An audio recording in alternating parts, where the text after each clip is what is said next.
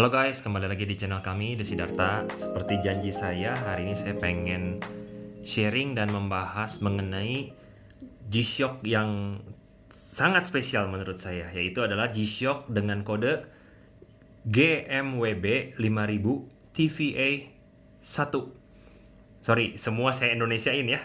GMWB 5000 TVA 1. Nah, kalau di luar negeri, di Amerika itu harganya 1.650 US dollar. Dan ini salah satu G-Shock yang limited edition.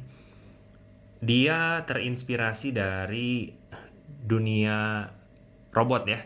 Memang bentuknya sangat mirip dengan robot sih. Ini saya kasih lihat ya sama teman-teman. Nanti saya kasih lihat semua dan saya akan bahas beberapa speknya teman-teman. Nah, jadi ini kalau di Indonesia di toko G-Shock-nya dibanderol dengan harga 28,6 juta kurang lebih ya. Konon katanya untuk official masuk ke toko resmi ya teman-teman, itu cuman ada 6 untuk di pengiriman awal ya. 6 pieces gitu, ada di Bandung, di Jakarta, di Surabaya, di Bali gitu, di seluruh Indonesia lah kurang lebih katanya begitu. Nah, teman-teman, saya bahas dulu ya dari fitur-fiturnya, yaitu dia multi-band 6 atomic timekeeping. Intinya apa sih yang dimaksud dengan multi-band 6 atomic timekeeping itu? Intinya dia punya pemancar radio lah. Kalau saya mungkin salah gitu, teman-teman boleh revisi ya teman-teman. Dia punya pemancar radio teknologi untuk mengatur waktu di 6 time zone ya, yaitu ada di Amerika, North Amerika, Eropa, Cina, dan di Jepang itu ada dua region gitu lah, 2 station. Nah, terus ini adalah G-Shock digital ya teman-teman. Sebenarnya saya nggak terlalu suka jam digital, tapi saya suka G-Shock teman-teman. Dan ketika masuk ke dunia G-Shock, entah kenapa, apalagi akhir-akhir ini dunia digital itu sangat sangat dekat ya dengan kita ya. Entah itu di dunia sosial media, entah itu dunia internet gitu. Atau mungkin bagi teman-teman yang pernah mendengar kata-kata metaverse ya. Metaverse itu sekarang aja Facebook sudah berubah nama menjadi Meta ya. Ini tuh kental banget kaitannya jam ini tuh dengan dunia perobotan digital, dan nggak tahu, saya suka aja dengan bentuknya gitu. Jadi, dan karena dia limited edition, ya suka aja sih teman-teman. Karena dia limited edition, jadi saya juga seneng gitu kalau membelinya gitu, kurang lebih begitu. Karena mungkin setelah produksi ini, batch ini habis, sudah nggak akan ada lagi G-Shock yang seperti ini ya. Nanti kita lihat detailnya juga ya teman-teman sambil kita bahas ya. Nah, dia juga punya fungsi Bluetooth yang bisa connect dengan smartphone link, dan sumber tenaganya itu dari tenaga solar atau matahari ya teman-teman.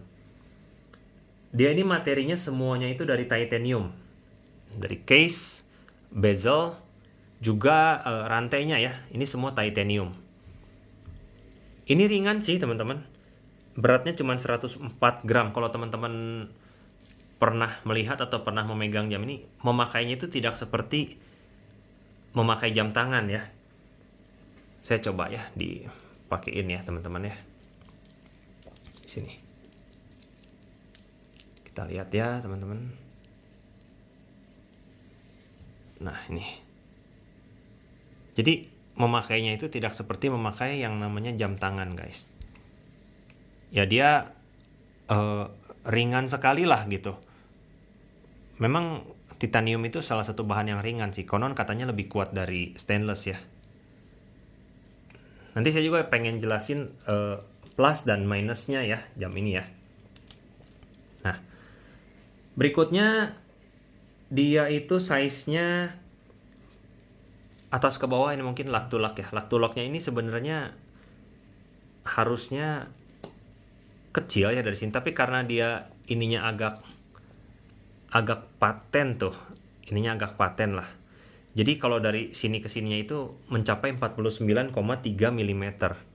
Tapi cukup oke karena dia punya case itu kecil, jadi ini dianggap seperti rantai ya. Jadi dari sini ke sini anggap seperti rantai, sini ke sini juga dianggap seperti rantai. Braceletnya gitu. Terus lebarnya 43,2 mm, cocok banget untuk saya yang lingkar tangannya itu 6,5 inci ya. Terus dia punya ketebalan itu 13 mm pas gitu.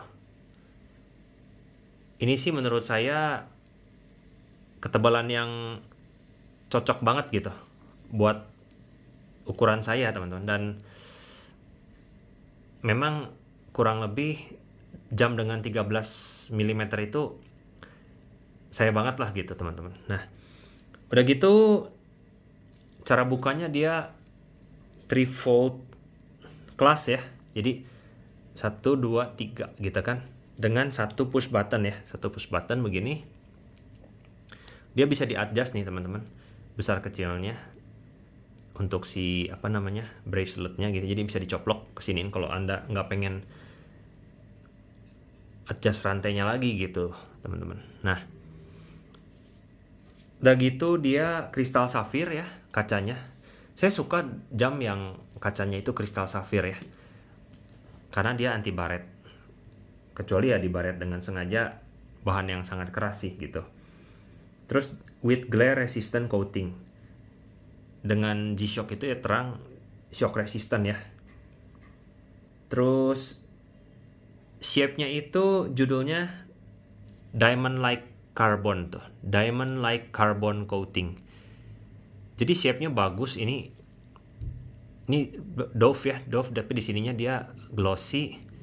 Ini gabungan Dove dan glossy, dan nggak tahu kenapa sih ini salah satu jam digital yang menurut saya oke banget sih. Nah tapi tetap ada nggak oke-nya, nanti saya jelasin teman-teman. 20 bar water resistant dan ada LED backlight ya. Ini LED-nya saya kasih lihat nih, kelihatan nggak ya?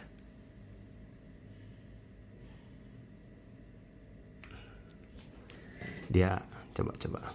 Oh kalau harus gelap sih teman-teman. Coba nih. Kalau di sini kan dia karena ini saya siang-siang syutingnya ya, jadi nggak terlalu kelihatan guys. Tuh ini LED-nya. Nah itu. Nah ini sekarang bagian kekurangan ya. Tadi kalau kelebihannya bentuknya bagus, bahannya titanium kuat. Sekarang kita berbicara mengenai kekurangannya. Nah kekurangannya gini teman-teman. Ini untuk adjusting braceletnya ini, kalau teman-teman adjust sendiri ya, ini bukan ke orang yang sangat-sangat ahli gitu ya. Kalau Anda adjust sendiri ini jujur nggak gampang teman-teman, karena dia sistem dia di push di sini ya. Jadi saya kasih lihat sebentar sini. Di sininya ada lambang tuh. Di sini kan dia push ke sini ya. Dia punya pin lah gitu. Dia punya pin push sesuai dengan gambar panahnya gitu. Nah, ini kan gambar panahnya ke sini gitu ya.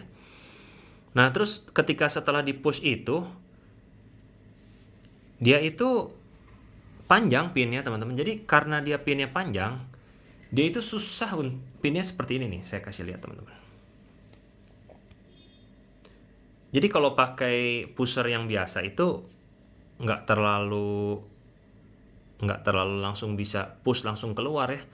Jadi ketika di push itu dia akan stuck di segini, dan Anda harus pakai kayak gegep dicabut gitu, seperti itu.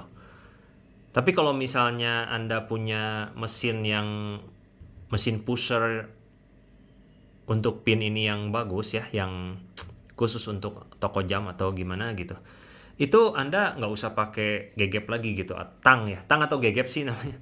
Jadi kalau saya waktu itu pakai gegap dicabut seperti ini, dan di dalamnya itu ada satu part yang sangat kecil. Ini hati-hati sekali teman-teman. Ini selongsong untuk menahan ketika nanti pinnya itu dimasukin lagi ya.